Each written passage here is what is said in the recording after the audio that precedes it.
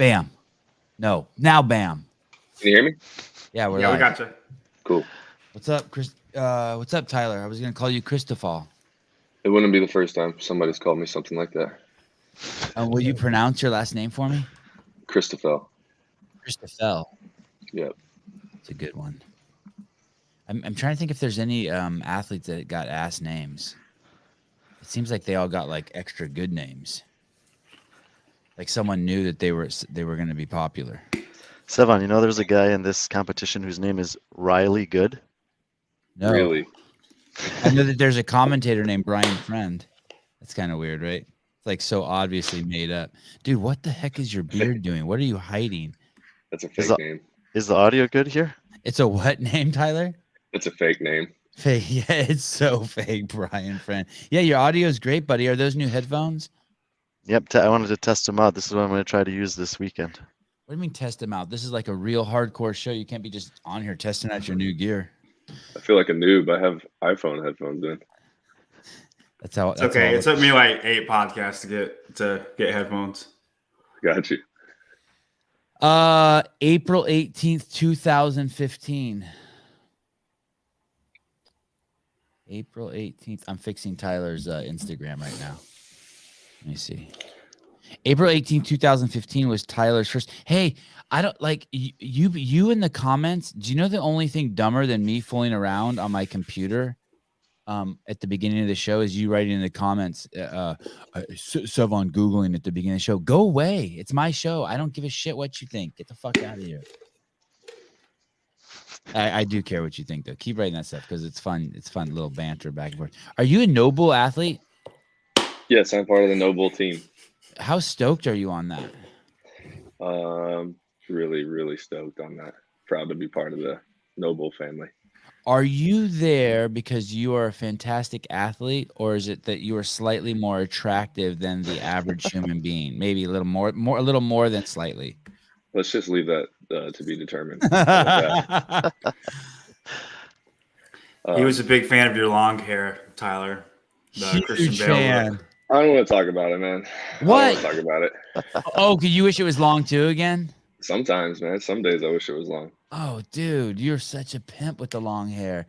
You seriously look like a movie star with long hair. I'm gonna see if I can find like the ones like this thing. This mushroom hair is just crazy. Can we clip that? I'm gonna do that whenever I go into being a movie star after CrossFit. Look at this. That's nice, right? Hey, do they trip when you cut your hair? Like Noble, No. or like, excuse me, Tyler. Do you have to check with them? No, I don't. I don't think they tripped. I think they were cool with it. I think they might have liked the long hair. Yeah, that's what I mean. I like the long hair. They didn't say, "Hey, we already have one guy with long hair. We need a short hair guy." They're like, "Oh, you don't have long hair anymore? Sorry, man. Talk to you later." Yeah, They only bring No, on it wasn't women like and that. men with long hair. Wasn't like that. Brian, you do not need to check in before you shave that thing off your face. At any time you feel inspired. Are you jealous?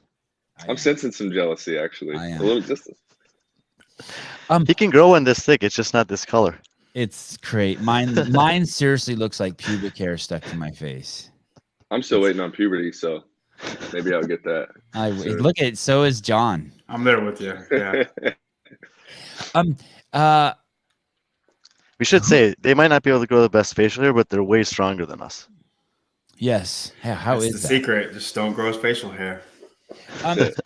For those of you who don't know, who are just checking in or have not been watching what we've been doing the last few days, we are trying to cram in the coolest of the cool who are participating at Wodapalooza. The event starts tomorrow. Have they said what time? I've seen a bunch of schedules. 10 a.m. 10 a.m. Okay. So East Coast time. Tyler, you'll actually take the field at 10 a.m. I'm not sure if the individuals or teams are first. Yeah, I don't care about anyone else. I want to know what time Tyler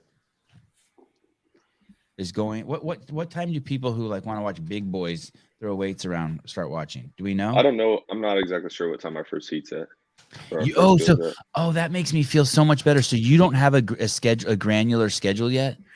They might have sent one. Dear athletes including Tyler and other athletes who listen to the show.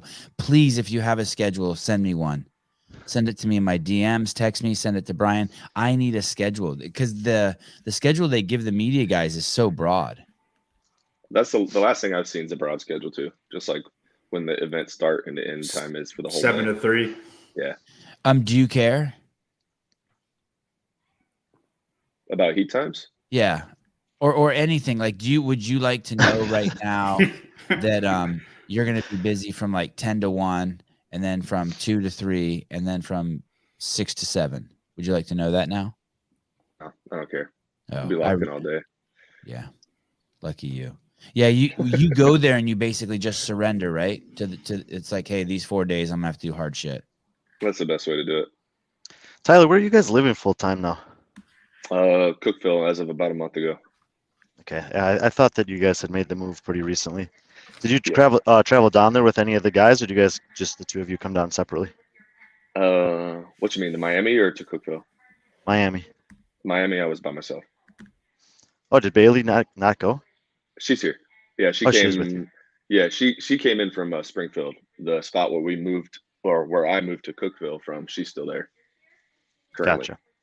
And Brian it- referencing Bailey Rail, who is also At the Bailey Rail. at the Bailey Rail. But it's a tough spelling, right? It's not like, Baylee.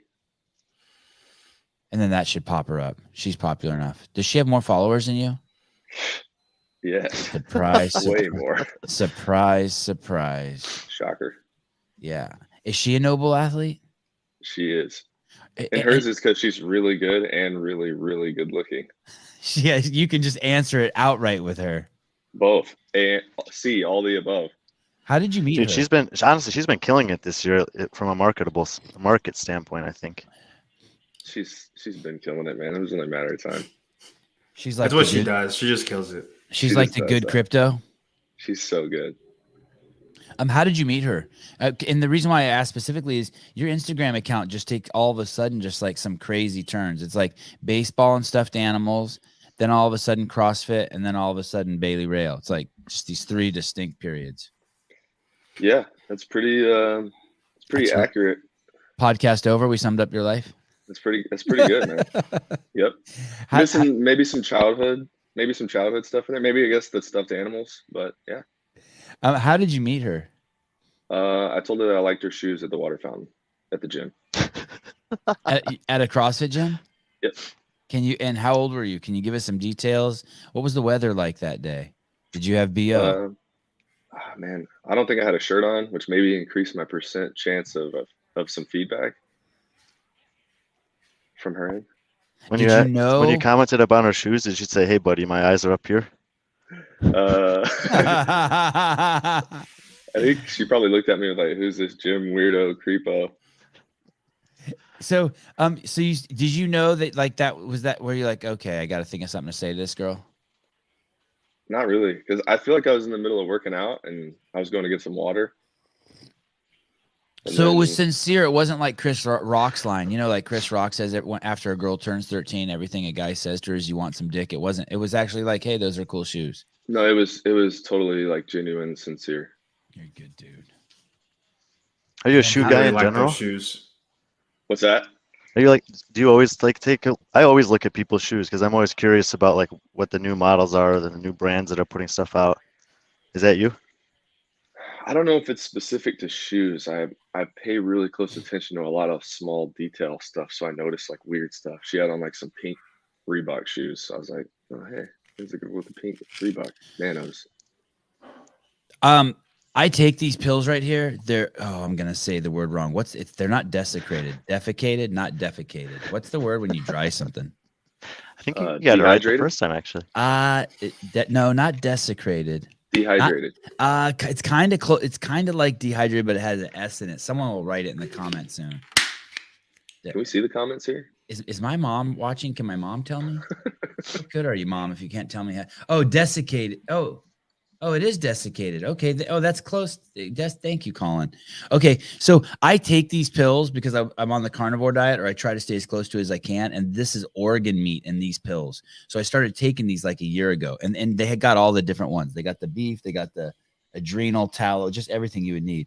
And then I started in contact with the owner and of the company, and then we've been friends for like a year. And I said, hey, do you want to chip in some cash so we can send some people to Wodapalooza to cover the event? And he did. So That's cool.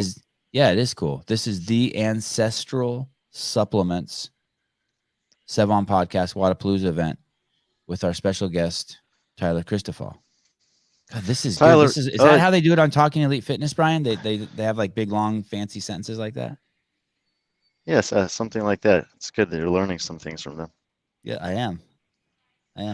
Tyler, what's the you spent long time like training with the 417 crew, right? Yep.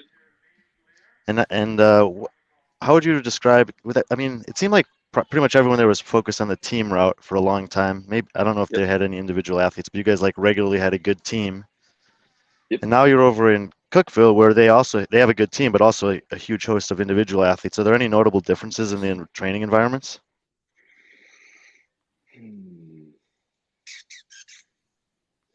I would say the focus, going into 417, Jared's background as a college football player, strong strength bias. The guys that were on the team, if you look back in 2000, I think Jared competed from like 2011 or 12 as an individual, like maybe 2011 to 2013, 14. And then 2015, they sent the team. The guys that were on the team were really big, strong guys. Focus on big barbell focus, a lot of strength, power output, this type of training. Whereas at Mayhem and around the Mayhem crew, there's a lot of fitness. Do a lot of metconning and they do everything there. How long have you been a lot of everything? Yeah. How long have you been a Mayhem athlete? About a year now. And how does that happen? How does that transpire? Last year, after the 2020 stage 1, I was looking for a little bit more direction as far as programming goes. I had spent a little bit of time in Cookeville in 2018. We went and trained alongside of them preparing for the games in 2018. Loved it there. And I was considering a couple options in 2020 of like what programming to move forward with, and wound up moving forward with Mayhem. Spent some time in Cookeville late 2020. And when you say you spend that time there, what's that like? You spend time at like the Mayhem gym, at the barn, getting to know Rich and his family, all of the above? Like, and what made you finally make the decision? So when I first went down there, I actually landed there on a weekend that was like a train with Rich camp. There was a couple other guys there. Sam was there. Rich was in there. We trained at the gym pretty much all weekend with all the people that were there for the Train with Rich weekend. And like I said, I had competed against Rich before. And I also met Jake, who's the director of programming for Mayhem Athlete, Jake Lockhart. Wait, so HWPO has a Jake and Mayhem has a Jake? That's two Jakes? I don't know that I know HWPO's Jake. Different people. Jake Marconi. He's talking Okay. about. What's your Jake? What's your Jake's name? I've never heard his name. What's that guy's name? Jake what? Jake Lockhart. And he's a coach. He's not a competitor. Do you know of him, John? Yeah. I mean, he does all of Mayhem stuff. He does all their videos too for right on SugarWad. If you follow their programming, it kind of explains the workout. He does all their like workout briefing and stuff like that. Wow, that's crazy that I never heard his name. Was he ever a competitor, Jake Lockhart? I think he might have competed a little bit. I think he might have. He's a pretty fit guy, but yep, he hasn't done individual comps. So when you go down there, that dude's just hanging out. I've never seen him in any videos either. Like you look to your right and there's Haley, and then you look to your left and there's Guy, and then across the gym there's this dude Jake Lockhart hanging out in there too. He's in there every now and then. He's just looking at everybody. He's not like consistently in one place. He's kind of all over the place. As far as like being at CrossFit Mayhem or at the gym in his office, but he'll go out there every now and then. Like you might go to the drinking fountain and he's there already getting a He drink. could be there. That's how I met him too. Told him I liked his shoes. No, I'm just kidding. Okay. So keep going with that story. So then you're at the train with Rich camp, and then what happens?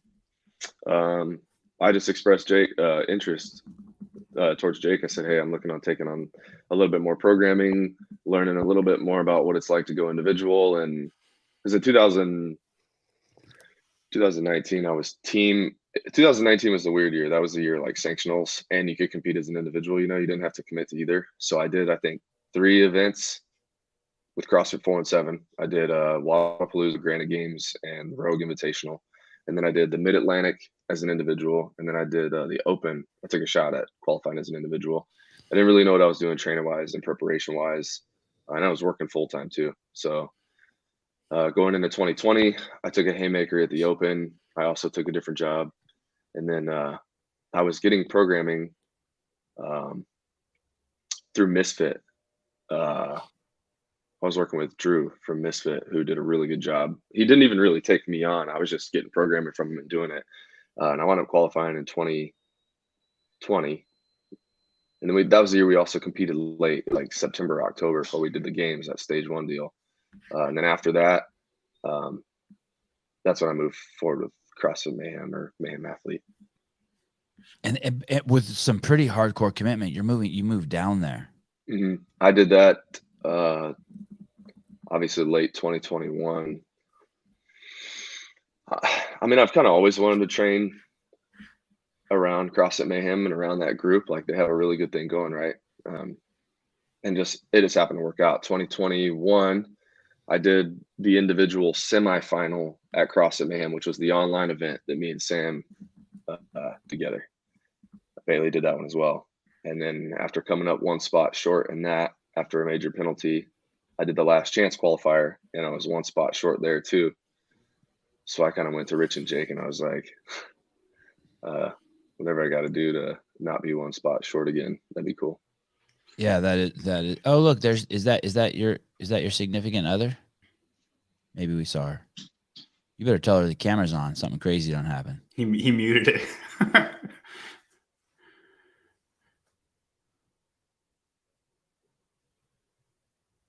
Tell her the camera's on. Nothing crazy happened. Don't come out like naked. Yeah, something like that. The ratings for the show are high enough. Tyler, that bodes well for you though, because traditionally people who have come 1 spot short tend to like come back the next year, make it easily, and are, almost top tier. Think Brent Fikowski. I think it happened to Hepner when he first came in. Like it's happened to a lot of people where they come very short. They got really good really fast.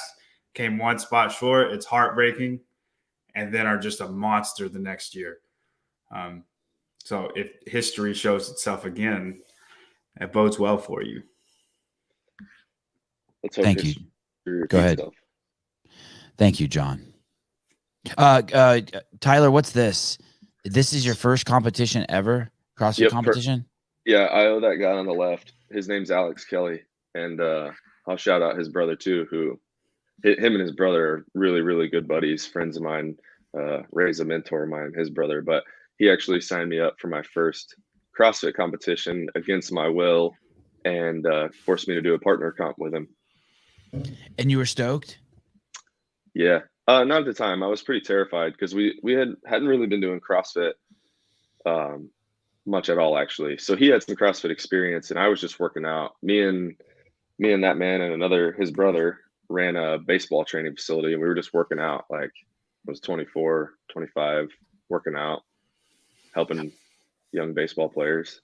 And Alex goes, "Hey man, let's do this CrossFit comp." And I was like, or he said, I think he goes, "I signed up for a CrossFit comp." And I said, "Well, that's awesome, man. Like I'll show up and support you for that. That's cool." He goes, "Oh no, it's a partner comp." I was like, "Oh, who are you going to do it with, Ray?" And he's like, "No, you." At the time I was snatching like 115, and there was 135 pound snatches in the competition. So I was like, "Okay, see how this goes." Yeah, that's all. And was it a snowball after that? Yeah, so we did that competition, and at that competition, Jared Stevens happened to be there, and he crushed everybody. He did a partner version of it, and he crushed everybody there. And we went up to him after, And I just asked him, I think I asked him if he had a gym, or he asked me if I had a gym. And I said, yeah, we work out at our gym. He's like, so what's the name of the affiliate? I was like, we don't have an affiliate. And it was just kind of like 3 dudes working out in like basically the front shop of a baseball hitting, pitching, and fielding facility. Oh, wow. And that's all. I mean, we just had like a rig and some barbells, and we didn't really know what we were doing, honestly. I feel like that'd be working awesome, out. though. You just throw down with your bros every day. Yeah, that was it, man. That's it. We would come into work early and just work out, lift weights, and breathe hard a little bit. We had no idea what we were doing, obviously, but and then I wound up at 417, which happened to be a great spot for me to be because I wasn't strong, and every dude at 417 is, you know, back squatting 500 pounds, and all of them have 300 plus bench presses. And How old are you at this point? 31. No, at the point of the story that you're telling. 25, 26. And, So you're pretty late to the game then. Yep, I was. And from that point on, are you just doing CrossFit hardcore? This was 2015. So I joined Jared's gym in like May or June, CrossFit 417. And have you, go ahead. Sorry. No, go ahead. What were you going to ask? Have you only been getting stronger since then? Have you only been improving? Have there been any like 2 steps forward, 1 step back? Or is it just? I think I've been pretty fortunate not to have any serious injury for setback. You know what I mean? Yeah. Stoked for you. Which has been really a blessing. At 417, I was so weak compared to these other guys, man. I mean, they're cycling barbells, and I'm like, that's a 1 rep max for me. You know, they're doing shoulder overhead at 255 for reps. And I'm like, okay. So yeah, it happened to be like really good for me to be around those guys to get stronger. So 2015, I was just chipping away. Obviously, they sent a team to the games that year. That was their first year with CrossFit 417, being at the CrossFit Games. And then 2016 was my first open. That was kind of peak Jared Stevenson too, right? I would say that's kind of whenever he was in the individual scene, and he was really close. I want to say he was close to making it as an individual in 2012 or 2013, something like that. And then, but whenever he started running the teams was whenever he started to pick up some traction. Mm-hmm. I'm trying to see if I can see. Oh, that's Jared Stevens. He's got a big old beard. Yeah, he's a big guy. He's a big dude. A hoss. Yep. 6 foot, 6'1", somewhere in there. Oh, you know what's crazy is that picture on your Instagram. Usually we'd have someone in the back who could pull it up, but you're in between those 2 NFL players, I think. Dude, Grant Wistrom and Gannon Sinclair. Yeah, what were their positions? Tight end and what? Tight end and defensive end. Hey, they don't even look human next to you. They're humongous individuals, man. It makes CrossFit look so weird. Yeah, because you guys look huge in all the photos. You should challenge them to 50 handstand push-ups for a time, just so you can feel good about yourself. Yeah, 50 handstand push-ups and 10 ring muscle-ups. Let's do it. How did you end up training with them? Was that it was a one-off? They popped in the gym? So Gannon is a friend of mine. He played football at the university that I was living in, or at the university in the city that I was living in. And he also played for my father's a college football coach. So he played for my dad, and I just kind of knew him through that. My brother played at that college too and was friends with Gannon. So Gannon and I were just close. This isn't the picture, but look at this picture and look how big you guys look here. Look how big you look. Alex Smith looks compared to the ladies, right? Right. What's this guy's name from Misfit? That's Cody. Cody, that's right. What's Cody's last name? Mooney. Mooney, that's right. So you guys look like that. And then I wonder if I can find Camille's so short. I wonder if I can find that picture. It shouldn't be too far. Maybe I passed it already. Here it is. And look at those dudes. And that's you in between them. Yeah. I look like a little kid. So there's a great picture out there on the internet. I don't know who's on the back end, but it's The Rock, and he's right next to Charles Barkley and Shaq, and they're on both sides of him. Oh You've yeah. never seen The Rock yeah. look so small. Yeah, I've seen that. It is hilarious. It's one of the funniest pictures on the internet. We don't have anyone on the back end today. I don't know what's going on. That guy in that doing it? Yeah, it was me doing it. That guy kind of looks like Andy Hendel, the guy with his shirt off next to you. Which one is that? I don't know. I'm gonna pull. I don't know. So you're at Mayhem and so that's it for you now. Like that's a pretty serious move. You think that that's going to be home base for a while there? You'll end up finding something to do there, even if you don't end up doing CrossFit. Like that's it. I don't know. I know. I didn't really think super long term on the move. It was more of like, this is what I know I got to do right now to do what I want to do now. I think it's a little bit longer term in the sense of, if I want to spend a little bit of time in the individual space.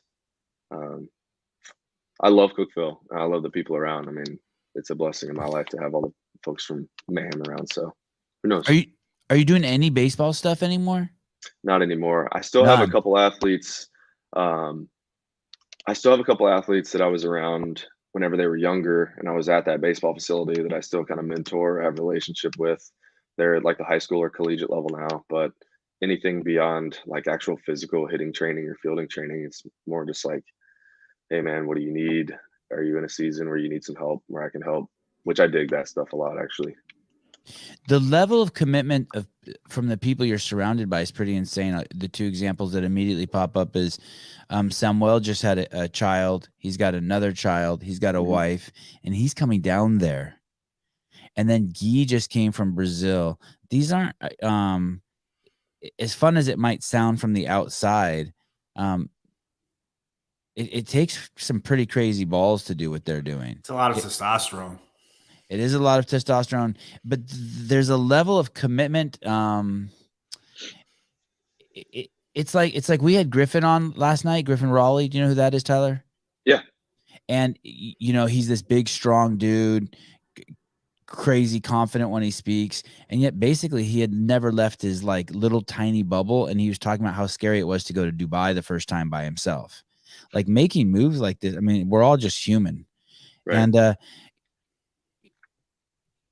I'm assuming you like the pressure. You want that pressure on yourself. Like there's no dilly-dallying. Like if the guy next to you is leaving his kids to be there, it's like you're all in, or he hates you.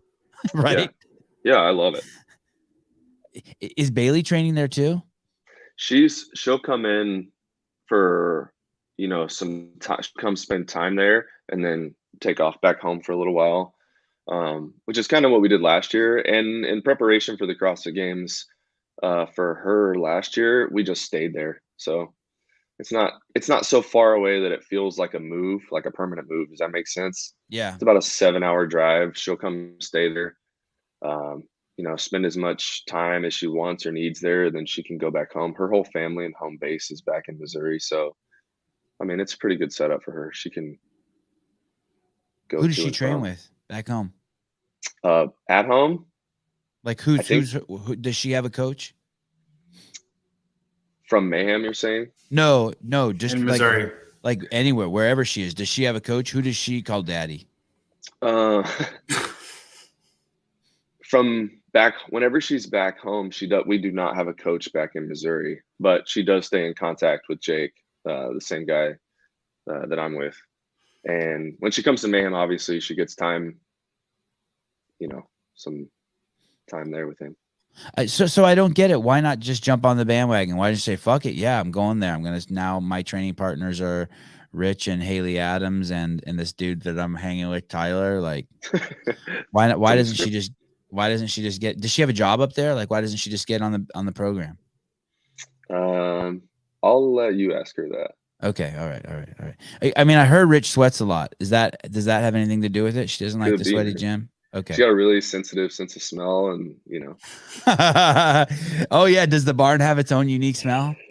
I don't know. I'm just saying. You never know. On certain days it could. Your dad was a football coach, which is also interesting because Griffin Raleigh's dad I don't know if you call him a football coach. I think he was a strength and conditioning coach for a football Yeah. team. What is are you born and raised athlete? That's what you are? I mean, because he's Mm, clearly born and raised athlete.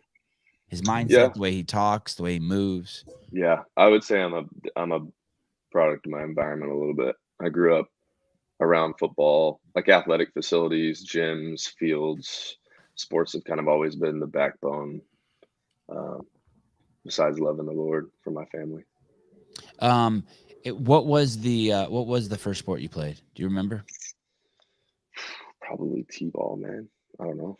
Some whatever. As soon as you can put, a jersey on or a uni on, I think I was probably doing it. Why baseball if your dad was the football coach? I love this question. My grandfather played baseball, Ah, and I have I have a wild baseball story, man. God just opened so many doors for me to continue to be able to play it, and I got a scholarship for it. Totally different story than my CrossFit story, but can I hear it? yeah, sure. Let me kind of summarize it just a hair. It sounds like God's in it. Are there any girls in it? In baseball, No, but you said I have a wonderful baseball story. The Lord blessed me by opening doors, and then I was hoping you were going to say, and there were these crazy girls in it. no, not really. Okay. God, Man. girls All right. in baseball. The story All of right. Tyler Christophel. Well, I got All right. I got a little hand of protection over me. Okay. I went to a junior college, played baseball, and there's not a lot of girls at a junior college. And then I went to a private Baptist 4-year college to finish, so I was protected. That doesn't sound protected to me. The- Sounds cursed, but I guess it's just perspective. I stayed out of trouble, man. I look at it All as right. trouble. All right. All right. So when I was younger, baseball story. I started out playing travel baseball. I played all sports growing up. I did everything you could possibly do, man. I skateboarded. I dabbled in motocross. I did BMX, football, baseball, basketball, soccer, roller hockey in the street, home run derby in the street. You name it, man. I tried it. Then getting into high school, when I was a freshman, high school, I was very underdeveloped physically. So I have this big, like, childhood of sports, being around athletic facilities, football facilities, whatever, running around. And I got really lucky because my brother might be the best competitor I've ever been around. My little brother is like top notch. Whatever he sets his mind to, competitor wise, he does it. Two questions real quick. When you said your freshman year you were small, how small were you? Tiny, man. Underdeveloped. I'm talking, I look like it should be illegal for me to have a permit, like a driver's permit. It's been a common theme with guests lately, hasn't it, Yeah. Sevon? Yeah, Griffin said his freshman year, he was 5 feet tall, 116 pounds. I was probably something like that, 5'5", 125. And then he fucking tells us, this is where the story gets weird. And now he front squats 600. No, he at 100 pounds, at 115 pounds in freshman in high school, I want to say he deadlifted or back squatted like 400 pounds. Like do you remember that? What it was, John? It was something crazy. That's crazy. Yeah, crazy. That's not me. I think he said he did 315 for like 10. Yes, 315 for 315 for 3. Was that back squat? Yeah, it was back squat. Yeah, so he's 116 pounds, 15 years old, and he back squatted 315 for 3. That wasn't me. I think the only thing impressive about that is that he weighed 116 pounds, but dude, there are plenty of 15-year-olds that are freaks that can do that. Now, really? He grew up to be a bigger freak. I'll give him that, right? But I bet there was a 15-year-old at your high school, Tyler. There were at mine that could do that. That just really? hit puberty. Well, you hit puberty a little bit early, sure. and then you can. Yeah. But you were back squatting. You were 115 pounds and back squatting 87 pounds. The training bar. Understood. Bro, I remember walking into freshman workouts my first year, high school, and this dude was on the bench press and he had 45 pounds on each side, and he was repping it out, and I was like, he was benching 135, for. And you thought you saw like a superhero. I thought this guy was going to the NFL. Yeah. Awesome. Yeah, That's you how said I you were was still too. really weak when you went to 417 the first time, right? Yeah, I So you had got done strong really fast then, because you're one of the stronger people in the competitive field. I wouldn't say it was really fast. I mean, there was a lot of nights of eating way more food than I wanted to, and Jared being like, "Hey, man, you need to eat and eat and eat and do barbell to get to this point." I had a little bit of a background because I played a college sport. So playing a college sport, like you get underneath the barbell, you do some deadlifts, you do some bench, you do some squat. And I was a college baseball player, so we weren't doing a ton of, just gritty cleans and deadlifts, and we did a lot of like circuit stuff and Bench shoulder. Yeah, we benched. So did some lunges, some tire flips. And then my second question before you continue with the story is, when you say your brother is one of the greatest competitors, and it's interesting that you say your younger brother, what do you mean by competitor? He just like he won't lose, and it's Okay. been like that since. I mean, we could play board games together. I mean, he'd ruin family board game nights because everybody was cheating, and if he didn't win, everyone was cheating, and there was no way he was losing. Yeah. I mean, just that type of drive. Okay. So I get to high school, 5'5", 120 pounds. I have no business on any physical field or realm. I don't know. I guess I grew up being like bigger and a little bit. I was physical growing up playing sports, and it just kind of like everyone caught up to me and then passed me in that like middle school to 9th grade, 10th grade range. And it sucked for me because I love sports. Like, obviously my dad was a coach, my uncle's a coach. Everyone out of 7 Christophel cousins are in my family. I think 6 out of the 7 are collegiate athletes. So it's like, like I said, Wow. besides loving God and sports. So I get to high school, super underdeveloped, and I'm like, okay, I play football, basketball, and baseball, and I get cut from my baseball team my freshman year. And I loved football and basketball, but there was something about the game of baseball, like the mental side of it, that I really loved. And what position did you play in baseball? Yeah. I grew up, I love playing catcher, but I wound up converting to a middle infielder. Okay. Second base, shortstop later on. I got cut as a freshman, and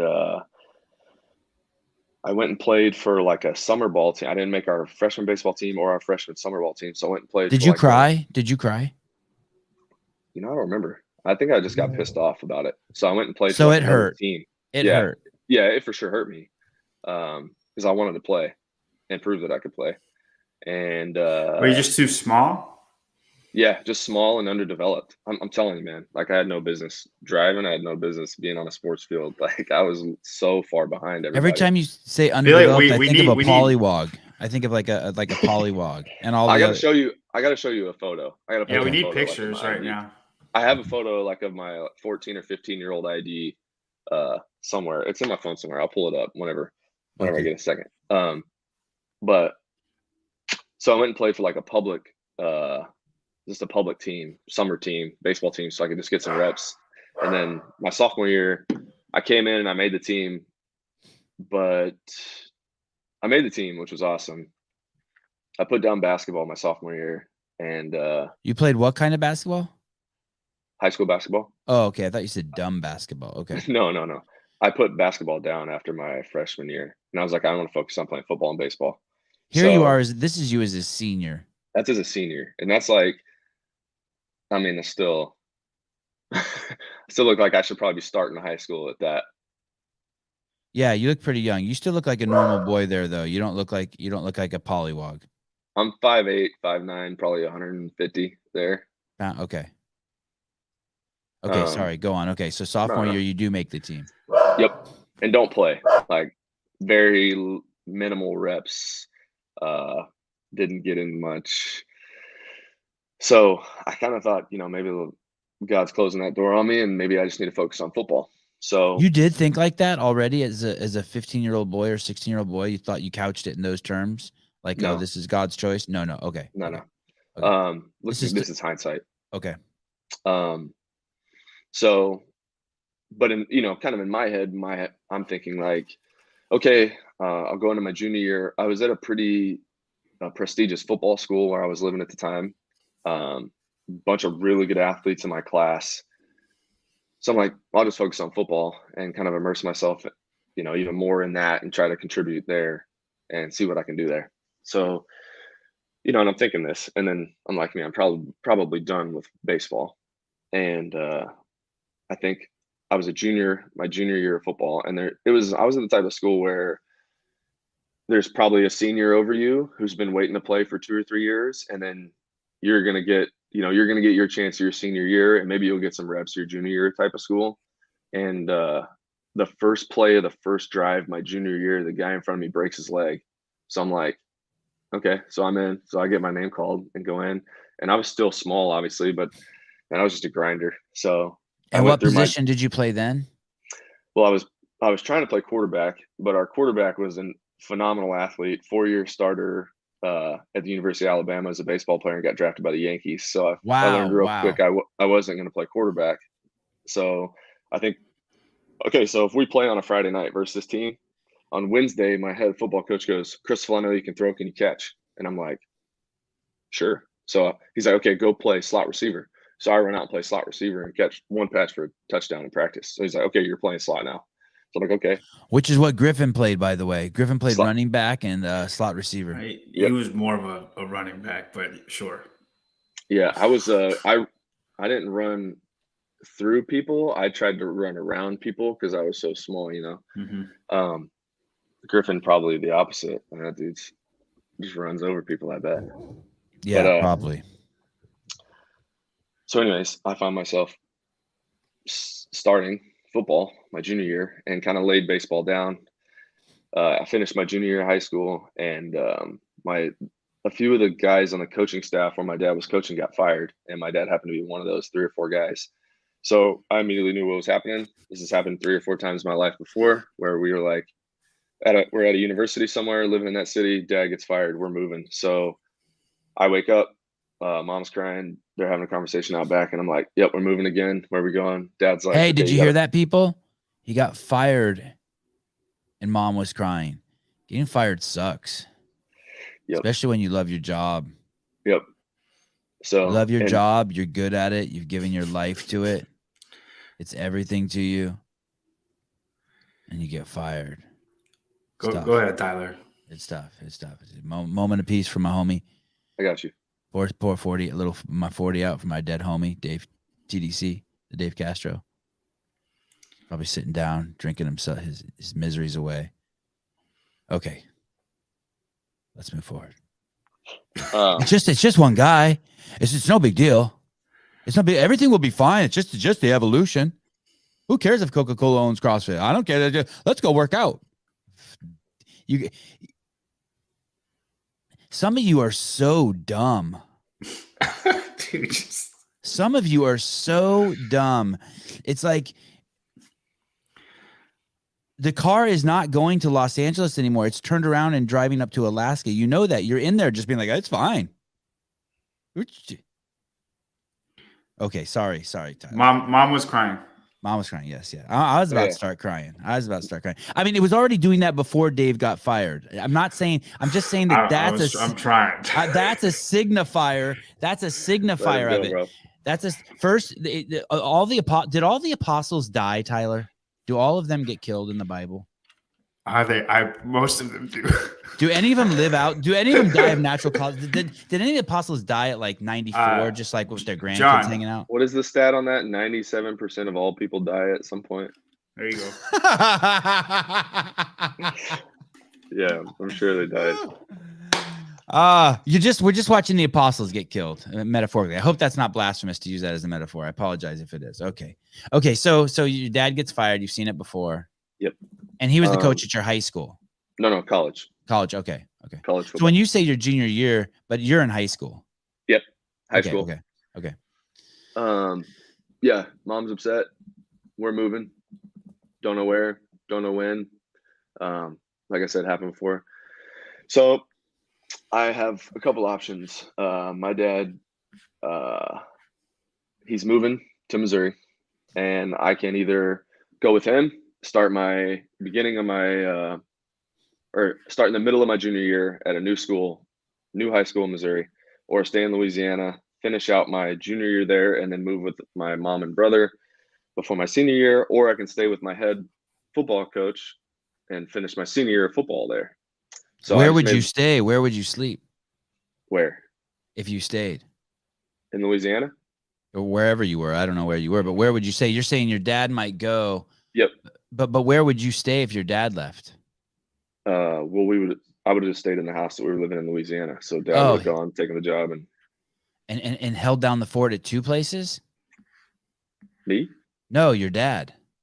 He would have had to move up to Missouri and probably start his job. And then my mom and brother and I pack the house up to get it sold so we can all follow and come back up. Okay. So it's a slow roll. Okay, go on. Yeah, sorry. I'm sorry. I'm just picturing your dad. Like how he's fucking managing all the finances. Okay. Yeah. So he's coaching.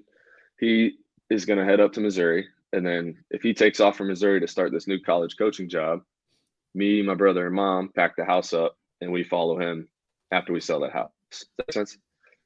So I decided to go with him. So me and my dad pack up like 3 bags and a TV, and we stay in a 2-bedroom apartment. And I start my junior year of high school in Missouri. And kind of wrapping the story up, I get a door open to play. I moved there right before baseball tryouts, my junior year, and I wound up picking baseball back up.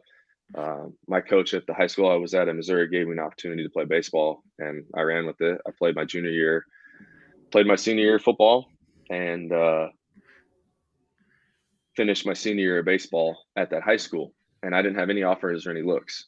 So I played real quick. When you started playing baseball there, your junior year, did you catcher, or is that when you switched to shortstop? second base. Second base. Okay. But I had been playing some middle infield. Okay. So I'm playing middle infielder, high school. I don't get any looks, and I wound up just playing on a summer team for fun. It was after my senior year, no college looks. I'm going to college just to be a student, and we wound up getting into a tournament at the end of the year, and I wound up having a good tournament. And then I got a guy in the parking lot, and he's like, "What's your cell phone number?" And I'm like, "This is my number." He's like, "I'm gonna make a call for you, and then a coach is gonna reach out to you." And I'm like, "Okay." So I'm still just going to school. All right. This is 3 weeks before my freshman year of college. Guy calls me the next day, says, "Hey, my name's Coach Culbertson. There's an opportunity here if you want it." This is in Kansas City, Missouri. So I'm like, this is 3 weeks before school starts. So me and my dad get in the car, drive up to Kansas City, check out the school. I walk on 3 weeks later at this JUCO. Have you? What do you look like at this point? Like that picture? Yeah. So I'm still pretty young, like that senior photo with the red T-shirt on. Yeah. So then I go up. This kid right here is getting like courted by or what's it called in sports? It's courting if you're trying to get laid. It's scouting if you want to play sports. Yes. He was very agile. Okay. Yeah. All right. I was a scrapper, dude. So this kid right here I'm looking at was good at second base.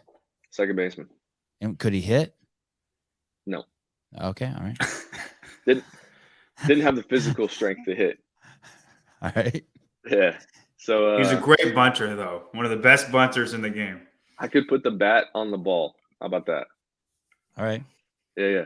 So I moved to Kansas City, live in an apartment, start playing college baseball, and then I got my tuition taken care of after one semester of being a walk-on. So I basically took my graduation money, which I didn't even know was actually a thing. Like, people give you money to graduate high school.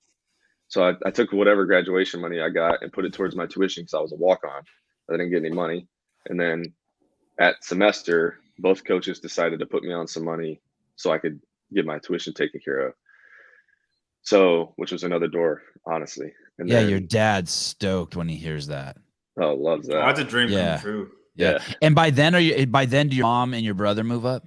Yeah. So they, right after my junior year of school, they move up. So my brother starts his freshman year of high school that following fall.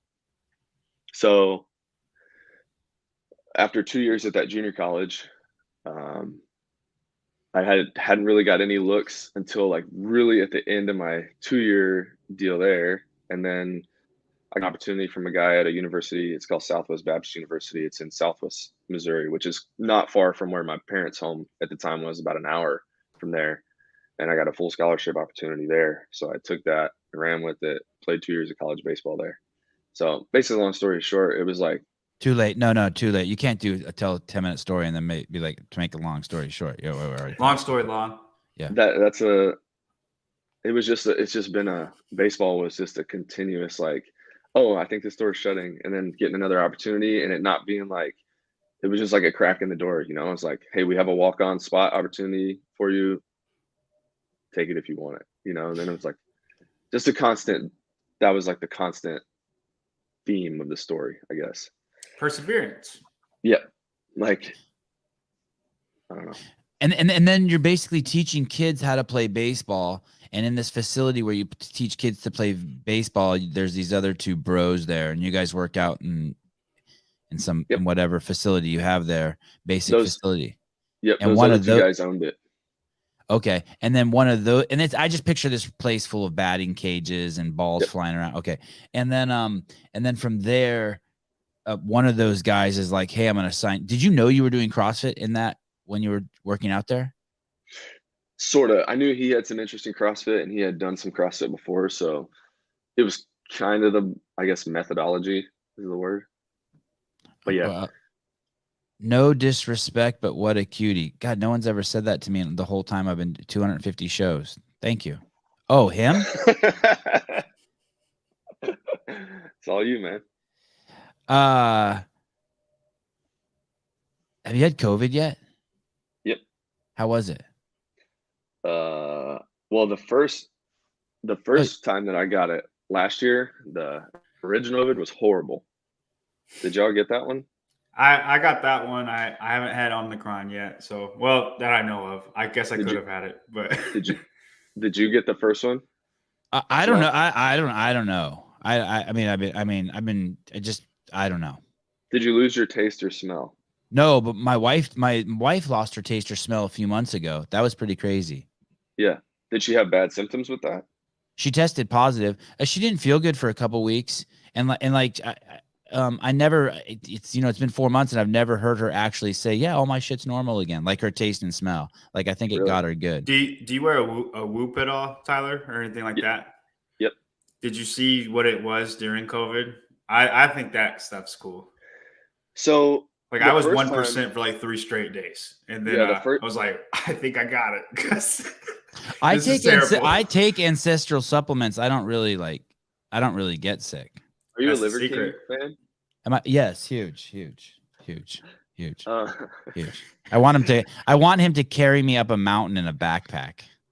Like a kettlebell? Yes. Or no, like a little baby. I was just thinking like a little, You should have one of those baby holders for Sevon, like a really big one. The Liver King. Just walk around. Okay, so the first time was no bueno? Bad. Yeah, that's what the whoop stats were horrible. The COVID whatever variant, I think I got it. Tested positive for it. Yeah, that one. That was like probably the most mild sickness I might have ever gotten besides like a allergic reaction. It was a couple days of fatigue and some coughing, but it was other than that. Feels like a cold run. It didn't even really I had like one negative recovery day, I think, from that. And after that I was. It may also be because, did you get vaccinated or do you have natural immunity? I did not get vaccinated. So that could be why it was more mild the second time too. Not only is the variant maybe more mild, but once you get it, if you're not, if you weren't vaccinated, you got this broad swath of immunity. I mean, if you're healthy, and then your body's like, that's what vaginal. Were you born vaginally? Do you know? I don't know, man. Come on, man. You gotta text your mom right now. We'll take a moment. Let me take another moment of silence for Dave. Okay, go ahead. So I got it, and I got vaccinated after because I had to for school. Sure. Does that mean my immunity is the best it can possibly be, in your opinion? If you've gotten it and then got vaccinated? Yeah, I'm more just spurring on a Sevon rant right now. Hey, it is interesting you say that. There is some evidence that shows that the people who've had it and who are vaccinated have a slightly better coverage. Obviously, everything's fucked up since 89% of America is metabolically deranged. I mean, that's like the real problem is that we're swimming in a sea of just fucking people who are gorging on fucking Twizzlers. And so we can't fucking get any real stats. But the problem with taking the vaccine is that it just makes your immune system super duper hyper looking for Armenian guys who are 5'5" to kill. And then all the white dudes are getting by you and killing you. I mean, that's the whole problem with the vaccine. So I think you're being generous with that 5'5". Well, whatever, details, schmetails. You're never gonna fear any of this. Don't get me started. You live in you're scared to death. Okay, so now what do you think happens? I mean, are you the oldest guy at Wodapalooza in the I mean, you look like the youngest guy. I mean, Colt Mertens looks like he's 10 years older than you, but that's because he hangs out with pigs all day. Jason Smith is in this competition. Oh, okay. Besides the dinosaur that's in here, like I found CrossFit when I was 34. And you're 31. So like, I mean, it's not old, but it's like for this cohort and what you're trying to get from your body, it's like, holy cow. Yeah. I would say I have a little bit. It's not as I don't know how I want to put this. Being such a late bloomer, it's a little bit different. You know what I'm saying? Like I was so far behind physically that I feel like I'm 49 and I turned into a YouTuber. I know exactly what the fuck you're saying. That's what I'm talking about. It's fucking embarrassing. Like you're not a normal 30. You're more like a 25-year-old. I don't know about 25. My knees don't feel 25, but yeah, but a young 31. A younger 31, I would say. Yeah, for sure. Would you say Vellner is an old 31? Is Vellner 31? Yeah, there's like 6 people 31. Oh yeah, Vellner looks like he's got significantly more miles on him than you. How much longer has Vellner been doing this to me though? When did he start CrossFit? He significantly in 2014. 2013 he didn't make anything. 2014 he made regionals, didn't make the games. Yeah. 2015. So I'm, 4 or 5 years behind those guys on the type of training that they've probably been doing. And I think mileage is way more important than age. I know CrossFit's not like a old age sport, but the type of mileage you have on your body, I think, is more important as far as aging out. Gotcha. And you don't have as much, which I mean, that's what you're saying. Sure. The only thing I will say is like, obviously playing sports, it wasn't like I just wasn't doing anything, Right. But everybody's doing something though, Sure. Yeah. I was working out probably, I would say more than the average American, obese American, more than the average American. Yeah, definitely more than Americans. But for college baseball, I was working out probably a little bit excessively, but wasn't like I was doing CrossFit training twice a day or 3 times a day every day. Right. Coming from California, there's whether the nutrition plans are positive or solid, like everyone's on some sort of plan. Like I only eat cabbage. Oh, I'm on the hot dog diet. Oh, I'm only drink. I had my jaw wired shut and I'm only drinking things this month. Sure. There's just something always going on. When you live where you lived in the middle of the country, and I'm making these broad generalizations, obviously, the diet might be cotton candy and Mountain Dew, alternated. That's a great diet. Breakfast, lunch. That's more West Virginia than Missouri. Breakfast, okay. I live in Missouri too, Tyler. Just FYI. Got you. When did nutrition? When did you start learning about nutrition? When was like, hey, I mean, and I mean like, I mean anything. Like, did you do like before the football games? Everyone went over and gorged on pasta on Thursday night, and yep. When did the real nutrition start? Like where you're like, okay.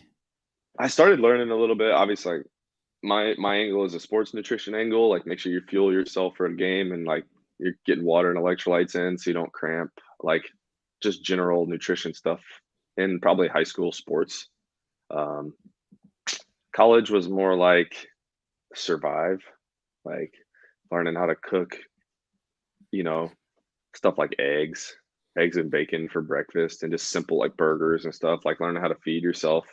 But it was never like, what it is now for I guarantee you the 40 individual, or how many individuals we have in the field, 80 men and women, you know, Yeah, more or 80 less. these Yeah. 80 individuals are, I mean, they know everything that's going in. They're making sure that they're not, you know, short on nutrients. It's another whole nother level at this, you know, style of, at this competing, you know, CrossFit competing. Whereas, I mean, I just learned like general stuff before I got into this, and it was probably at the high school level, 17 years old.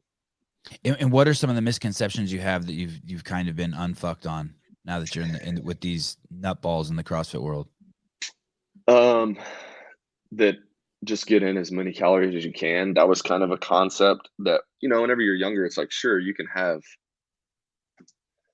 that's not good for you, you know, Taco Bell and just getting calories in because you're burning, you know, you're I burning love so many Taco Bell. calories. Did you love Taco Bell? Oh, dude, it was a staple in college. I mean, Did you do hot sauce?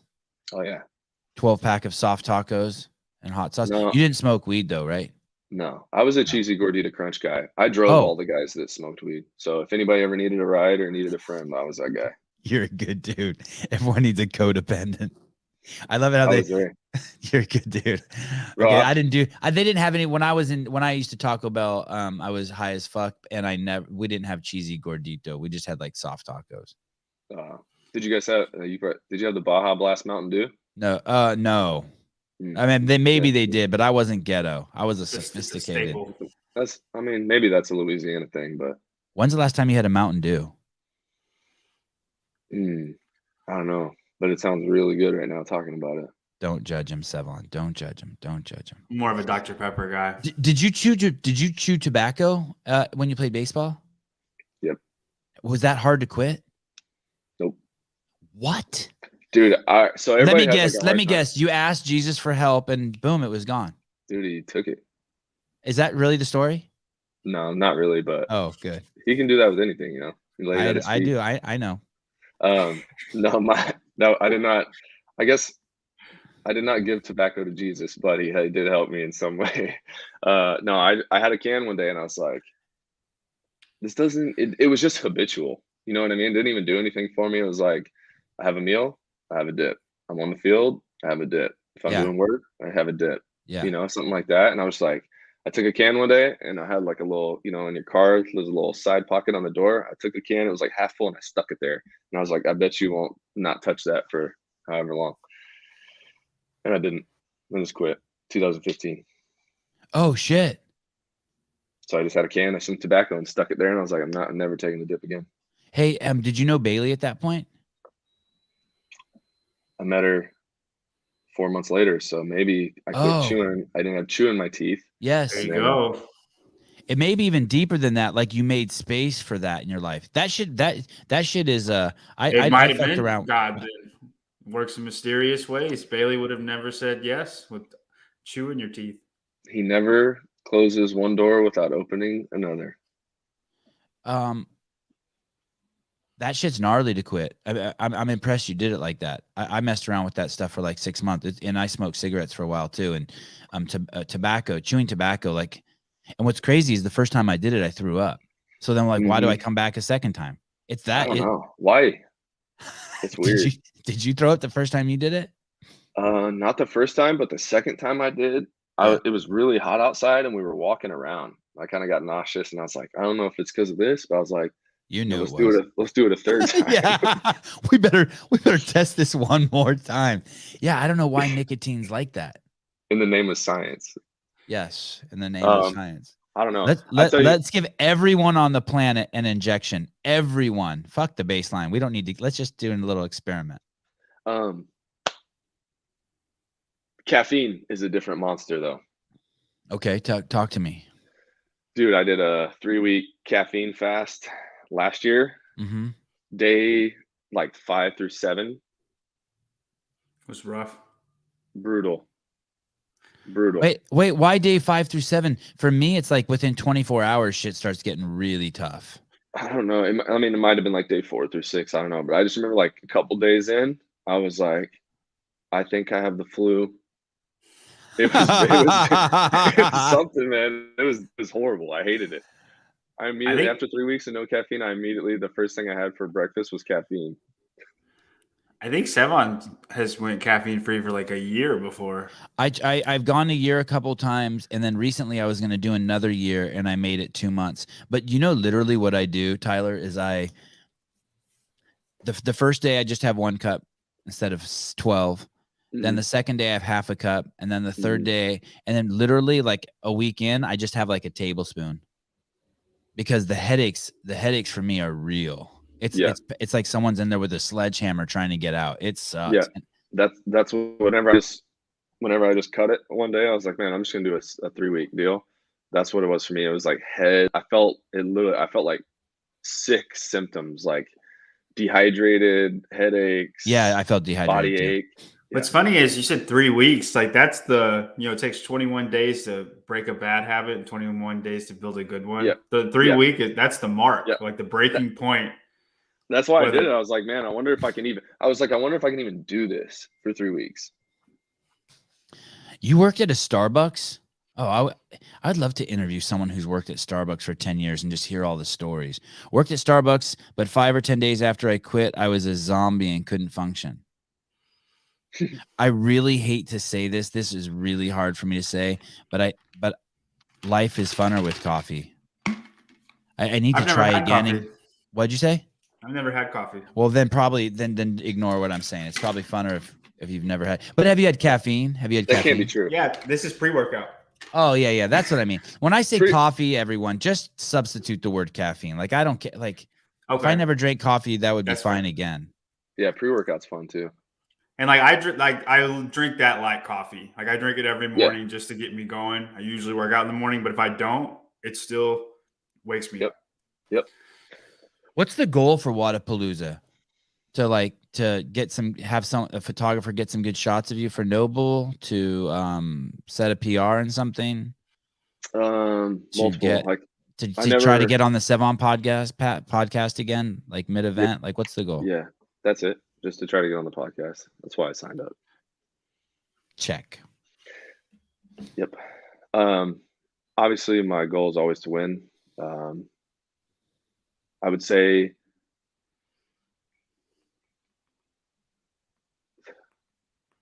for Wodapalooza, I don't like when people are like, man, we're not taking that as serious as we would take like the game season. You know what I mean? Because I feel like everyone's always trying to go to win. You know what I mean? You're not here at this level if you're not trying to win. Right. So I would say my goal is to win, but I think bigger goal also seeing comparing yourself, where your fitness at is, where your fitness level is versus yourself from maybe 6 months ago or a year ago. And also kind of seeing where you stack up in the field. And just seeing where you're at, if you're where you need to be. If not, you know what you got to work on. I feel like that's kind of CrossFit competing in a nutshell. We're all trying to win, trying to beat everybody, but it's there's so many things you have to be good at in this sport. You need to know where you're at on each one of those things, and coming to events like this is good to find out that. That makes sense? It's interesting because you're saying the same thing that Griffin said, but kind of from a different angle. I could tell that yes, I'm coming there to win. No athlete who has serious games aspirations will be at their best, because you don't want to peak here, and peaking is real. And yet he wants to look at some of his weaknesses. He wants to test out some of his weaknesses. Hey, I was having, and we used a car metaphor. I was having trouble turning around, making the turn on turn 12, and I want to get a few turns, chances in the race to see what I'd look like now on turn 12. Yep. And yeah, it is weird because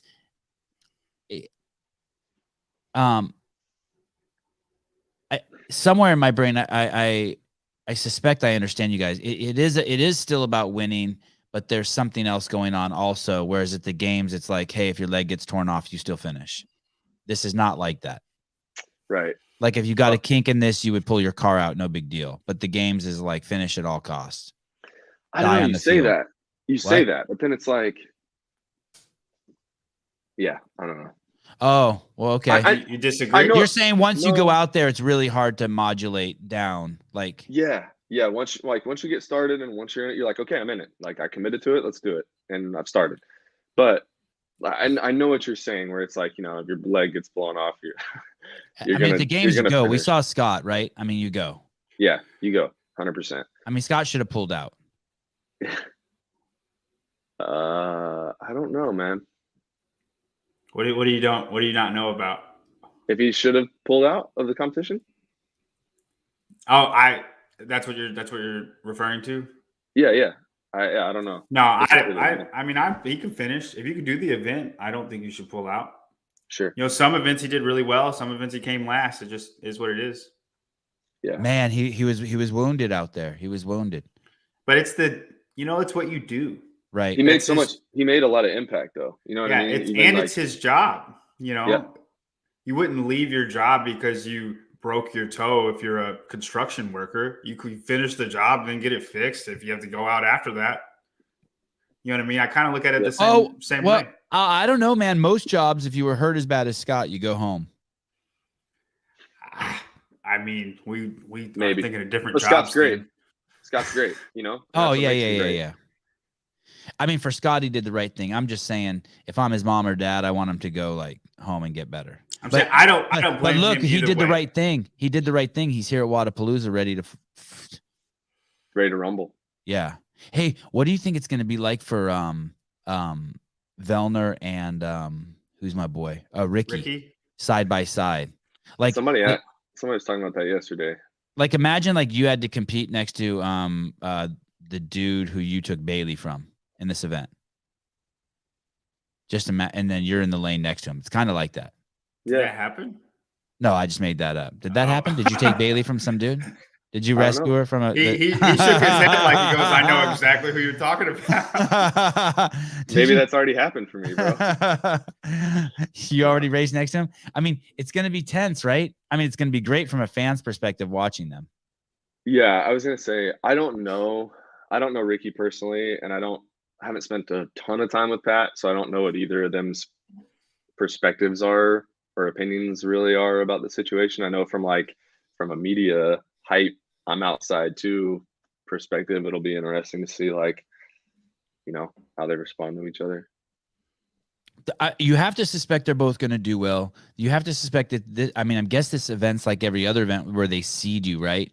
And I'm guessing that there'll be events where they're going to be side by side, and it's going to be. I wonder how the crowd's going to react to. I mean, it's going to be fun. Everyone's going to watch everything. Do they fist bump? Do they not fist bump?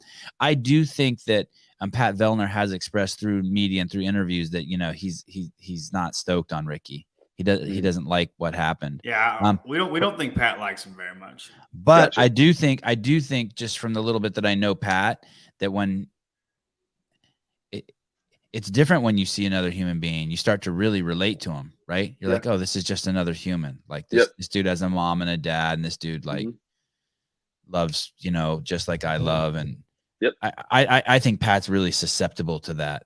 I think he's really human, and he'll just see Ricky and just be like, yo, what's up, dude? Let's get some. But maybe I'm naive.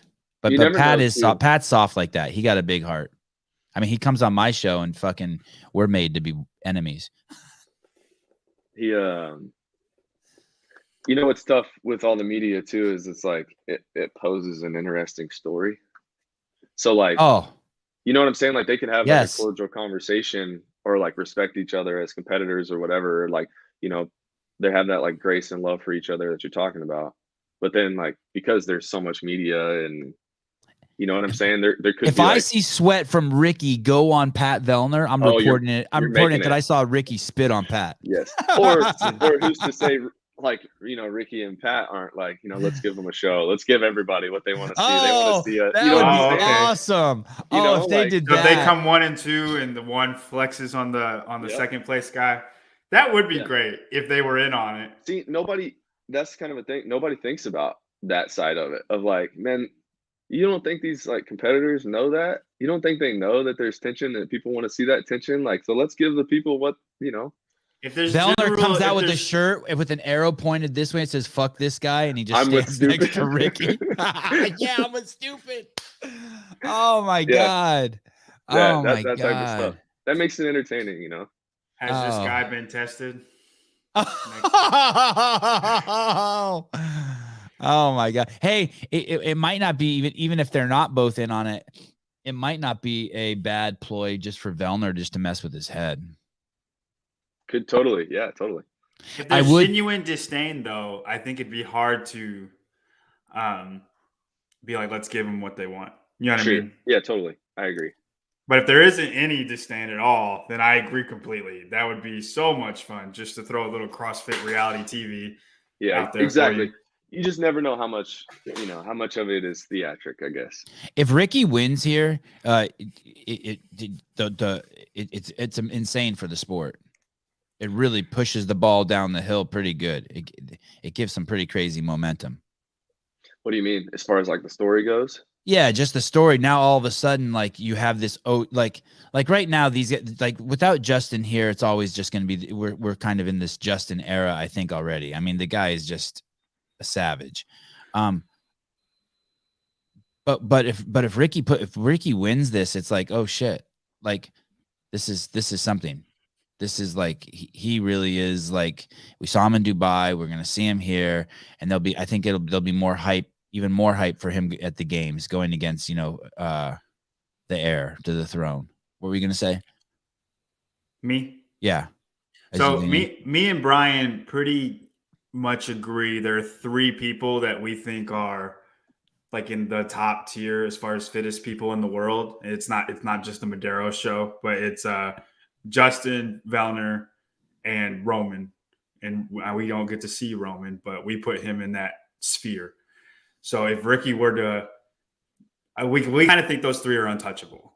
Like we don't think anybody's beating those 3. And Fikowski would be there if he wasn't 6'2", right? But anatomically, he's always going to have some kind of shortcoming that takes him out of those 3.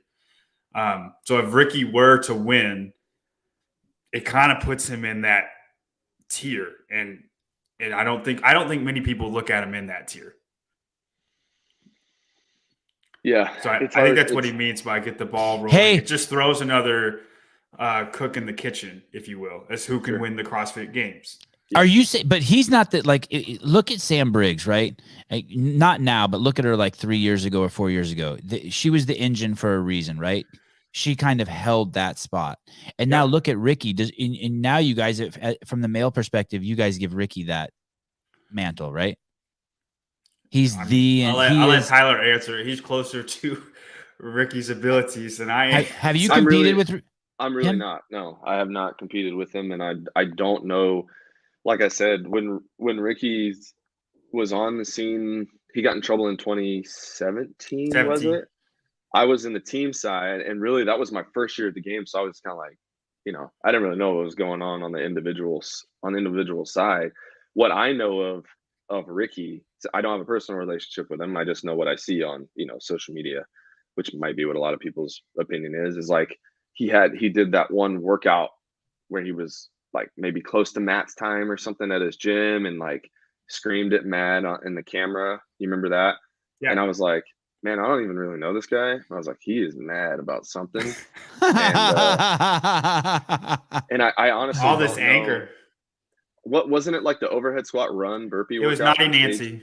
Naughty Nancy, right? So five rounds, 400 meter, 500 meter run, 15 overhead squats with 185, and then 15 bar facing burpees. Yeah, and it was he beat his time by like 7 seconds, but he knew his time too. And we talked about how it's easier to beat a time. Yes. I remember because I was competing in the games that year. That was the stage that I did. So yeah, you did that workout. I did that workout, and I remember seeing that and thinking that I'm like, as another competitor, that it's different when you know times, when you're not in the competition. Like, so that was kind of it's kind of frowned upon to say I'm better than this guy when you're not in the competition. And just the reaction, like just what happened and what was said. I guess I was just kind of like, he's upset, and I don't know, just the way it happened. I don't know a ton about his ability. I don't know like what he's known for. I remember seeing like a couple videos that he had a couple pretty good snatches back in like 2018, or like when I first heard about him it was like the documentary or something. Wasn't that like around the time that he got in trouble? I mean, he was in the documentary. Right. Yes. In 2017. Right. Yes. Wasn't that like, yes. Maybe that's like where I heard or seen about he PR'd his snatch by like 20 pounds in 2 weeks. Okay. So that's what I know. That's what I know. Okay. So from an analyst point of view, I'll answer your question, Sevon. Yes. I used to think Roman Krenikov had the best engine in CrossFit, and he was kind of untouchable. And we can't see him against the best, so it's hard to argue against it. You just see his numbers. And Ricky beat Roman in everything that was straight endurance. So, and when Ricky was in Dubai last month, in Dubai, yeah, and then in 2017, he would beat Matt Fraser in endurance workouts by and he was the only guy that could kind of beat Matt at anything, and that's what it was. Convincingly beat him, not just 2 seconds. So as far as the engine, like Sam Briggs is known for, Ricky has that mantle. In my point of view, he does. In any endurance workout, I'm going to say that he's going to win until proven wrong. And any biking workout. Any endurance, anything endurance, he's a monster. I mean, like maybe a not real swimming. bicycle. Yeah. And rowing, obviously if it's a sprinty thing, that's not really much endurance. I'm talking over 20 minutes. He should be a favorite to win those events. This is Ricky's skill set. I saw Roman. Okay, so Roman competed. What semifinal did Roman do? He did the last chance qualifier. I know he did that one. He did Asia Invitational, and they were only allowed 2. And what workout? Go ahead. No, go. If you recall what? What work? Well, you were about to ask what workout did he do bad on? Is that what you're going to ask? Or yeah, where did he struggle at, or what prevented him from? So the 2 guys that were ahead of him, there were 3 guys. There were 3 guys that were kind of separated themselves, and the 2 guys that were ahead of him were very short, Noah Olson type athletes, and he came in 5th in one workout, a workout that everybody was 2 seconds next to each other. Right. Yeah. Because I think Friendly Fran might have been one of them. Gotcha. And he came first, in 4 of the 5 events or 3 of the 5 events. But since there was nobody else and it was just those 2 guys that had that build, they were both ahead of him. It was kind of a sucky circumstance for him. Gotcha. Because, Asia only gets 2 people. Yep. Right. And that's why he didn't make it. Got it. And it's only 5 events. That semifinal, it's kind of, or I guess it was a 6. Mm-hmm. 6 events. 2 a day for 3 days. Yep. Yeah. I mean, I think you'll agree. Sometimes it doesn't sort out the fittest, just having 6 events and they're all online. Yep. You don't get to cover everything you would a competition. This is what I wanted to ask you about. So you did the Open and you qualified for the games? 2019. And then you got a penalty that pushed you out of the games, and then you appealed it, and then 2020. You're talking about those are 2 different years. So he made the games in 2020. Yep. And then the next year, right? This last year, 2021. This year. Yep. Yeah. And then 2021, he was in a semifinal that was online, and he had a penalty, and that knocked him out of a qualifying spot. Can you tell me that story? So what was the semifinal workout? What was the movement? You got penalized. Can you walk me through that? Tears and all, and the ups and downs? Yes.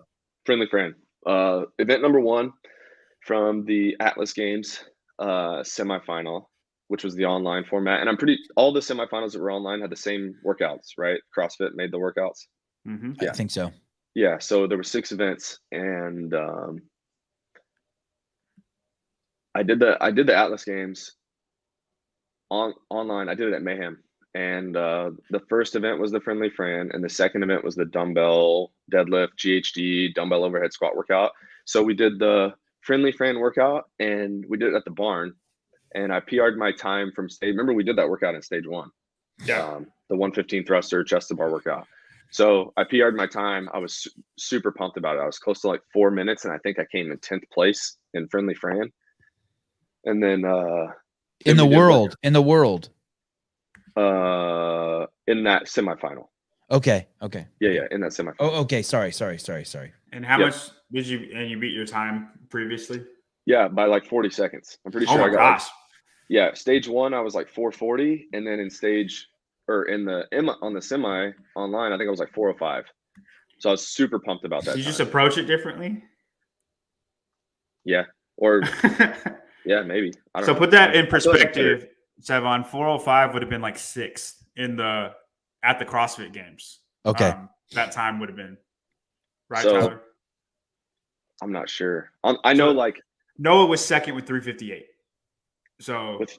Oh yeah. You're talking about from the yes, stage I'm one. saying if that time Sure. would have Yes. been, Good Yes, perspective. stage Thank so you, John. it was Yep. very, very good improvement. Like, I mean, Yeah, he's one of the it was top in the really world good. at this workout. And it was good for me, and it was a big win for me because chest to bars were a big struggle for me. Any workout with a chest to bar going through like 2019 or 2020, I really struggled with, and so it was cool to finish that way. So I get the I don't remember what it was, like 405 or 410, somewhere in that range, like the 4-minute range. But I like had a massive PR, and then I go do the dumbbell overhead squat GHD workout, and that was the workout that everybody was nervous about, because everybody was getting penalized for the extension on the dumbbells, the extension overhead, how you held the dumbbell. I think the only thing nobody was worried about was the GHD, but every other movement, they knew they were going to get hit for like a movement standard or something, right? So It's we hard to finished video those because some angles are just and, terrible. and people are filming on GoPros and toasters. Like, there's no telling what type of video quality we're gonna get. So it's like, so we submit both of our videos, and I put together like a really good day one, like really proud of it. And everybody's kind of nervous. People are starting to get penalized for that workout number 2. And I'm like, I don't know that I'm going to get hit. And then I got it. The video for video number 2 got accepted. I'm like, I'm in the clear. I think like Bailey took a penalty, Sam took a penalty. And then I get an email from CrossFit that they're going to assess a major penalty for my friendly Fran for my thruster lockout. Oh, wow. I was thinking depth when you said that. Nah, bro. And I was like, from a thruster lockout. And so I go back and watch the video. There's 100 people at the barn watching that workout. No one even batted an eye. My judge didn't say a word about a thruster lockout. It was like I didn't even think about it. I saw the email. I was like, my stomach dropped. I'm like, what? Like a thruster lockout? So I guess it was my head through like the overhead position where, you're punching your head through the elbows. But the angle of the video, it's really hard to make that call on that movement. You know what I'm saying? So it's like, So anyways, taking that penalty took me from 10th in that workout in the semifinal, like 10th overall in the semifinal, 9th or 10th, to 18th. So I lost Oh my 20. God. I lost 23 total points from that placement jump. And you were still like 6th, weren't you? In the overall, you were one spot from making it still with that. Okay, so going into day 3, I was in 5th. So I knew Fikowski would have a home run in the rope climb, handstand walk. Yeah. And I just knew that I needed to fend him off in the clean and jerk burpee workout, which I assumed, I'm like, I'm going to hammer this clean and jerk burpee he workout. had the greatest workout he's ever put down. My level of as far as respect clutchness. My level of respect for Brent Fikowski, which was already high, I was like, we're sitting there refreshing the leaderboards because I'm in 5th, and wait. Let me ask you this real quick. Sorry, Tyler. Had you considered appealing at that point? Yes, I had already appealed. They're not going to accept anything. They don't. They're very hard on that stuff. It's okay. So basically, what I did was I just asked them to put a fresh set of eyes on the video. Like after they penalize it, you email someone at CrossFit Games, hey, this is Tyler. I'm standing on a bridge, but before I jump, can you get a fresh set of eyes on there? Yeah, I just said, hey, can we bump this video up to someone just to get another set of eyes, and if they agree, that it's a penalty, then I'll take the penalty and do what I can. So and I just try to clear that and go through the next 2 days of competing, knowing I might have a major penalty on my scorecard. So I go through the next 2 days. I knew Brent was going to have a great rope climb workout. I put together the best workout I could. And then I knew the clean and jerk burpee, I was going to have to burn it down. And I did the best I could. I mean, I hammered that workout, and I got a really good time. I think I might have been top 5 in the event in that time. And I'm like, I just got to hold off because of the points were going to be so close. This dude goes out and wins the workout. He takes a first in the Fikowski. Oh. So fun story about this. Vellner on, I don't remember the YouTube video, but Vellner says that he went really hard in that workout and got like 227, 226 or something like that. And then he asked Brent what he got or Brent told him what he got and said, I hope it's good enough. I don't know. I did everything that I could. And it was like 225. And Vellner was like, I think you're going to make it. Yeah. It blew him away. I don't know how he did it either. I thought he was going to be in trouble for sure. You know, see where he was. Let's just say this. When I finished that clean and jerk burpee workout, I thought I clinched it. I was like, I did it. And you were 232, I think, was your time. Yeah. Just to put in perspective how close that was. Yep. I hammered it. So, and that burpees over bar is a good movement for me. And I love moving a barbell. So I'm like, okay. So we were refreshing the leaderboard on day 3 after that event. And I see my name go from 5th, which is in the qualifying spot, to 6th. And Brent jumped me. And it was like, you know. And and that's the worst person. That's like, there's very few people who you would have rather fought anyone in the world for that number 5 spot. Why the fuck does it have to be Brent Fikowski, one of the greatest CrossFitters who ever lived? It's like horrible. Well, and you can't do anything but just tip your hat to him either. It's not like this guy's not fitter than me. You know what I mean? It's right. You're like, man. So he beat me by 21 points on the leaderboard after taking a 23-point major penalty. Oh. So, yeah, I took a major penalty, and that took me out of contention, basically, based on my scores. Obviously, I could have been, you know, you can dissect it however you want. If I'd have been 2 places higher in every event, you know, be fitter, and you can still qualify with a major penalty. You take that attitude approach. Mine was just like, first off, that semifinal was. Yeah, you also didn't you get the points back just though? By the semifinal? No, he's talking with that penalty, so he would have been in had that. But I thought it said. Occurred. I thought you appealed and you won the appeal.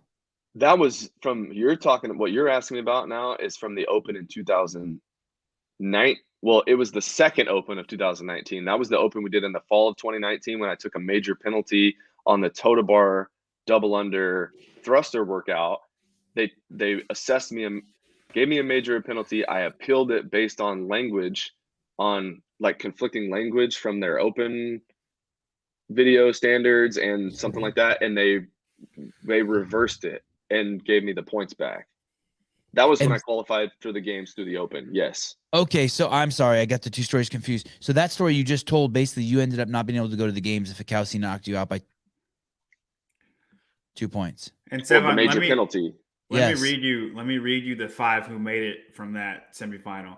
Okay. So Patrick Vellner, Jeffrey Adler, Samuel Cornway, Alex Vigno, and Brent Fikowski. Okay. All multiple games people. And 3 of those guys are probably top 10 fittest in the world. Podium guys. Yeah. Yeah. So then I took 6th, and then right behind me is Carone. Oh.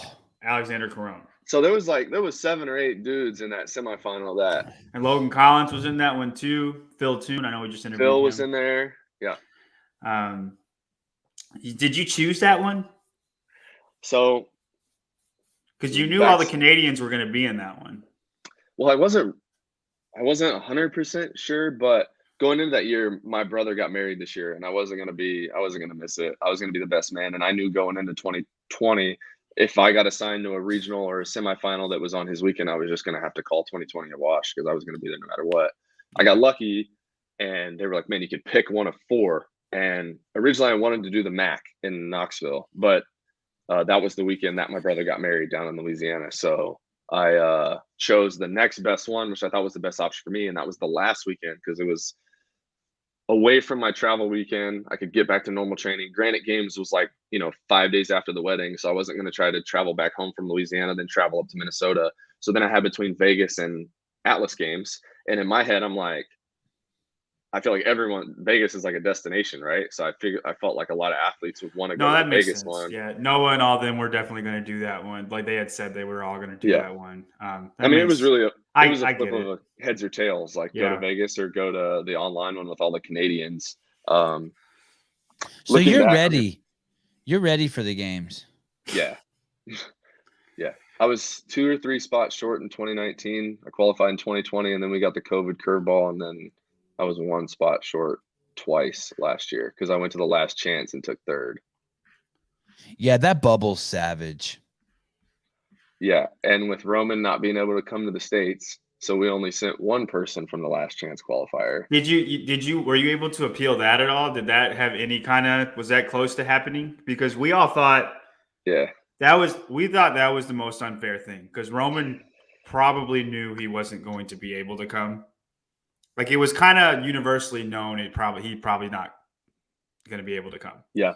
I do want to touch on like that semifinal real quick. It was one of the strangest feeling moments maybe in my life, because I lost that spot in the 5th spot when Brent clipped me, and it was like total tip of the hat to Brent, and like much respect for him. Like, as a competitor, I've always respected him, but that was huge. He did like what any competitor at that level has to do, I guess. Yeah. But right at the same time, Bailey won her event. So my significant other not only qualifies for her first CrossFit Games, she wins the whole thing. And she's not like, we had never heard of her either. Nobody did. Your name's come up a couple times, right? Yeah. We knew who you were. Nobody knew who she was. We thought she was just new to the CrossFit Games. Yeah. And we thought it was kind of be awkward. Was it awkward at all? No, not at all. Just happy for her. Dude. So she was on the team with me in 2017 and 2018, and then she hurt herself in 2019. So she sat out in 2020. And then the last day of competition, I think she was in 8th place at the 7th, maybe, in the Atlas Games. And the 2 workouts were like the row climb, which is upper body pull. And Bailey is unbelievable at upper body pull. It's only a matter of time. Like, she's going to keep showing the field like she can pull with probably one of the best of them. And then the second one was a clean and jerk burpee. It's like a burn it down workout. I'm like, Bailey is super tough when it comes to workouts like that too. So I'm like, I told Jake, I looked him in the face. I'm like, Bailey's going to win the legless rope climb event. She's going to be top 3 in the clean and jerk. She's going to be in the top 3. And he's like, I'm like, trust me. So sure Who's enough, Jake? Who's Jake? The coach. Jake. Mayhem coach Jake. Sure Lockhart. Yeah, Jake Lockhart. So, I just call him Lockhart. Sorry, that I don't call him Jake. So sure enough, she wins the legless rope climb event. I think she takes like top 3 in the clean and jerk burpee workout, and she's in first place overall in the thing. And Jake kind of looks at me, and I'm like, like I hate to say I told you so, but told you so. Yeah.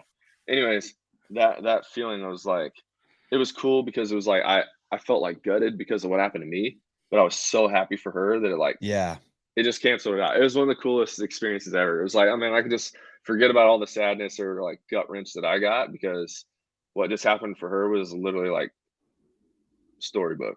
So who is below her? So she finished first, and who did she beat? Prevost, maybe.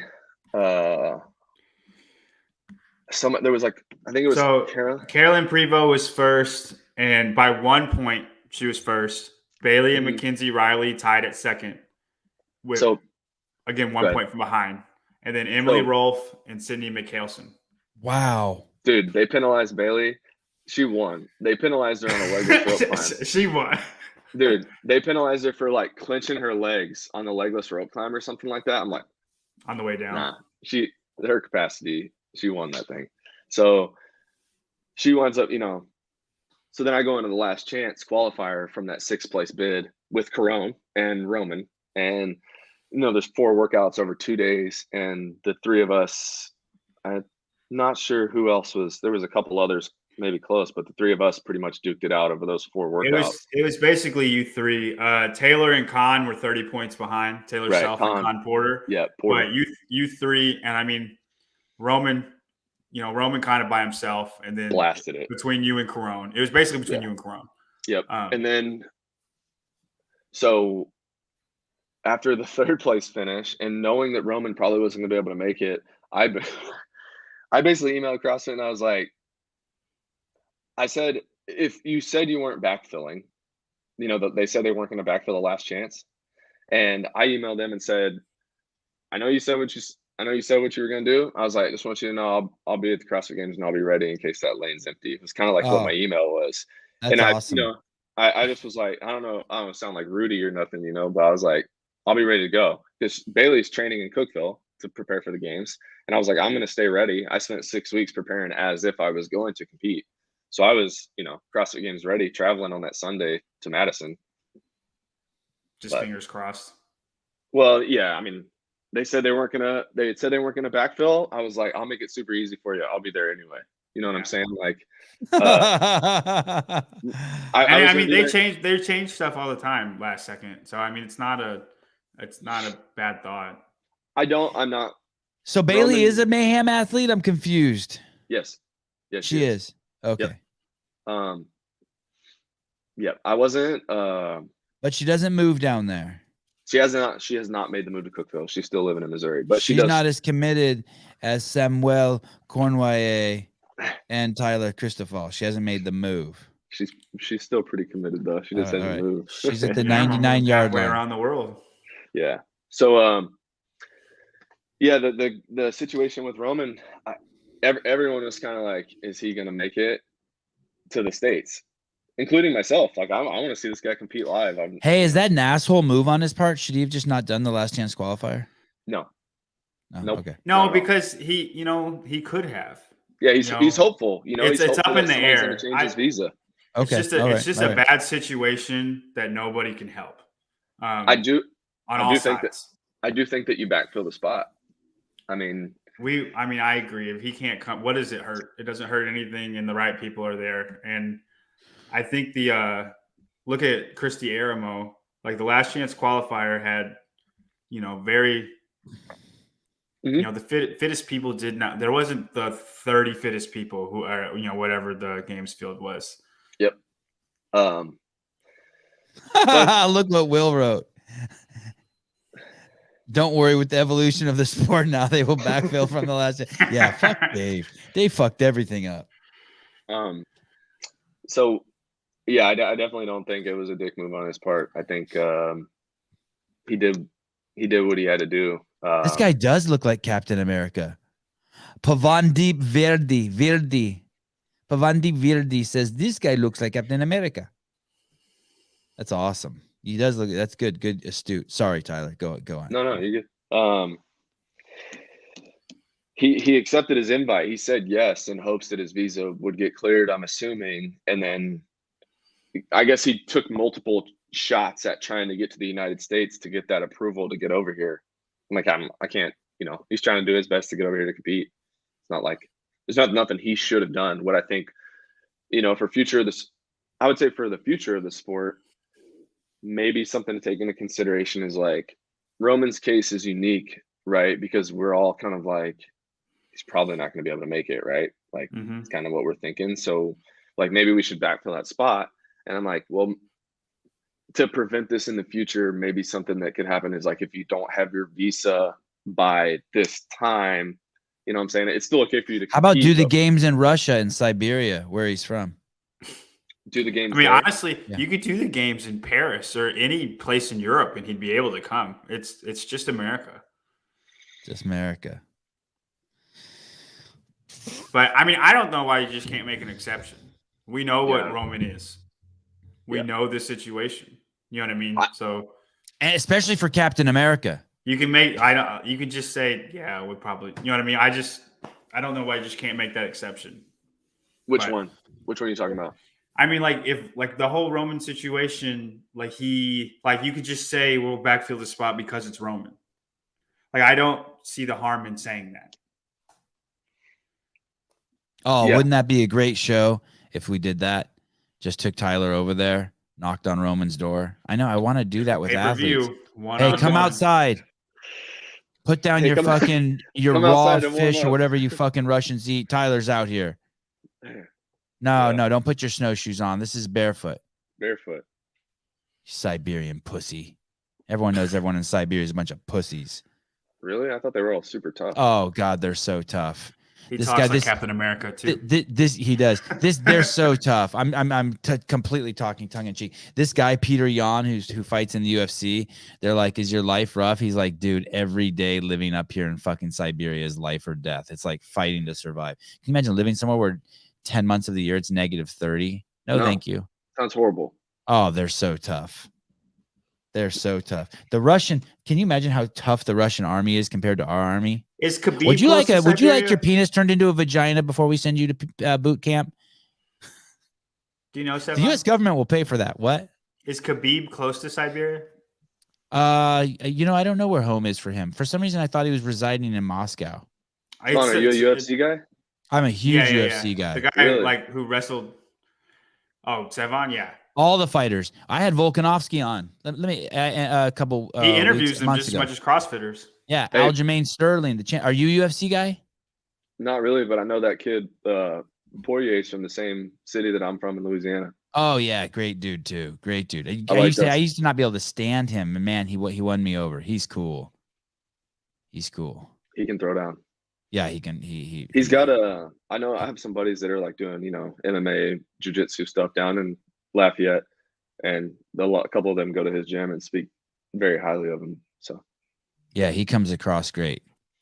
He deserves the world. Okay, last question, John. What do you got to say to Tyler? Do you have anything nice to say to him? Has Bailey ever took you golfing? I refuse. Because you're a baseball player, I figured that'd be a really, really tough transition. She's already way better looking than me. I don't need any more humbling on the golf course. Okay. Okay. Did she play golf in college? I know it was So my wife golfed in high school. I didn't know this about her, and she goes, "Did you know Bailey Real played golf in college?" I was like, "Sure, that's something I know now."